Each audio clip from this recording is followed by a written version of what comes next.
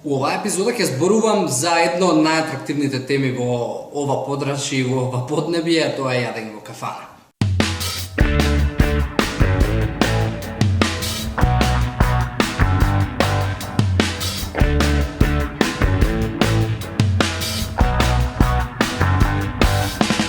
Добар ден на сите и добродојдовте у 27 епизода, дечки.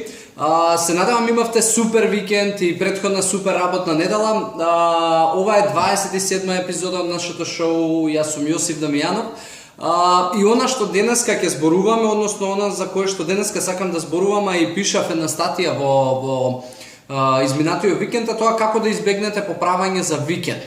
И она на кое што најмногу беше практично дадено фокус и каде беше посветена целата статија е можеби оние предизвици кои што значат собирање со друштво, одење можеби на некакви родендени, кафани, дискотеки и така натаму, бидејќи викендот е практично и повеќето од нас го користиме за тоа.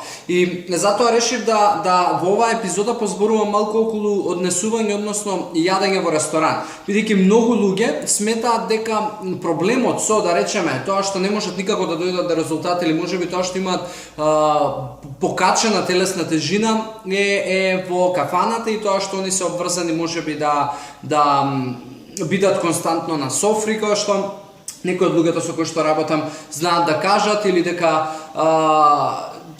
постојано се на некакви ручеци од работа, семинари и така натаму, но верувајте дека да јадете во ресторан или да јадете надвор или да имате голема фамилија и константно нешто да прославувате не значи дека треба да имате вишок на килограми.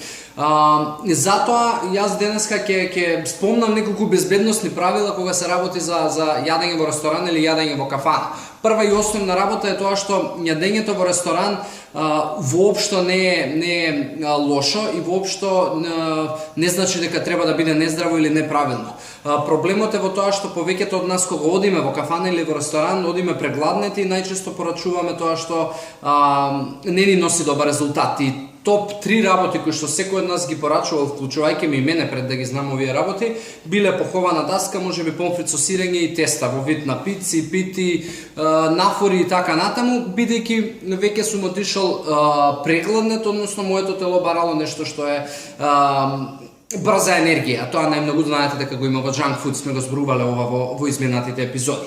Така да, прва и основна работа што мајка ми од секогаш ме учела е тоа кога ќе одиме можеби на гости или некаде треба да одиме на некаква прослава, да бидам јаден од дома, за да не земам од масата како да немало храна дома. И тоа е супер совет и не значи дека тоа би требало да биде причината дека нема храна дома, но во секој случај тоа е супер безбедносно правило, бидејќи на тој начин ќе избегнете да се прејадете во кафана. Едно од другите безбедносни правила кои што би ви ги дале, секогаш кога ќе седнете, порачајте си прво вода и нека ви почне било каков оброк со салата. Салатите, месата се она кое што најмногу треба да можеби да го конзумирате додека сте во кафана, практично и тоа и го советувам и доколку не би биле во кафана и ресторан да го правите.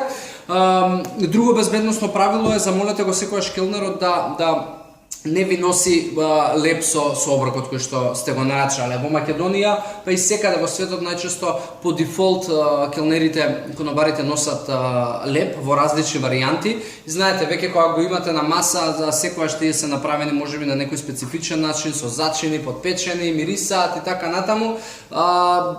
Тешко е да се избегне, затоа обезбедете си терен пред време и замолете го келнерот да не ви носи. Едино доколку сте во друштво, па не може тоа да се избегне, тука ќе биде прашање на ваш карактер. Секогаш гледајте да нарачувате на прво место, значи да ви бидат салатите, може да бидат било какви чисти меса на скара, тоа не значи дека не треба да јадете мелени меса, кебаб и плескавици и такви работи, но сепак тука би требало да повнимавате, бидејќи сепак не знаете на кој начин е правено тоа мелено месо, доколку се работи можеби за некаков домашен пикник или со друштво одите во природа или некаде на викендици и правите скара, во тој случај окей, доколку сами си го бирате месото кое што ќе ви го сомеле месарот пред вас. Може да јадете било какви тави, не знам, сирења на скара, сирења топени, пак се тоа релативно подобри работи отколку она што пред малку го спомнав и е стандард, поховани и пржени ствари.